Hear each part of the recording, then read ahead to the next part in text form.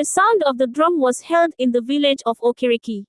This reminds us of the Ije festival, where the people of Okiriki celebrate with dancing, feasting, contests and hunting to celebrate the victory of the warriors of Okiriki when they returned from a dangerous journey to bring back the king's golden stool which was missing.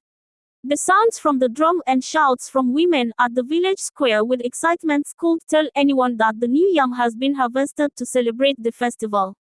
As people were seen preparing for the festival celebration, Papa Ade was dressed up in his usual hunting attire to go and hunt for some praise for his household.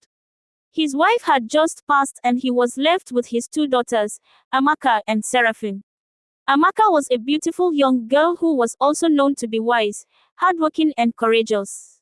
Her ability to foretell the future along her spiritual insights made her father Papa Ade decide to take her to the sacred shrine to serve the priestess. He believed Ijeamaka was destined to be a priestess and voice of the oracle. Even though Ijeamaka did not like this decision by her father, she chose not to disrespect him. She will mostly go and live with the priestess at the sacred shrine for months before returning home.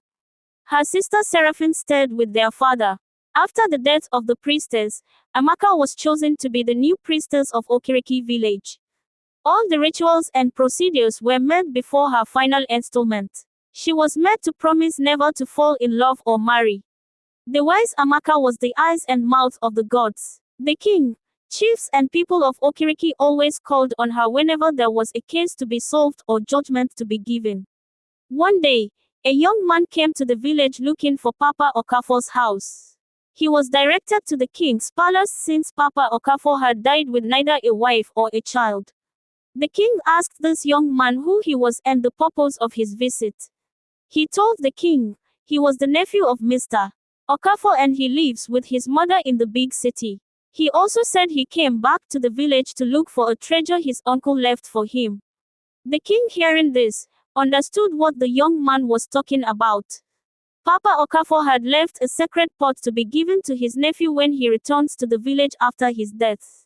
Nobody knew what was in the pot. The king told the young man whose name is Ikemba to visit the shrine for the gods to purify the pot before it was sent back to the city.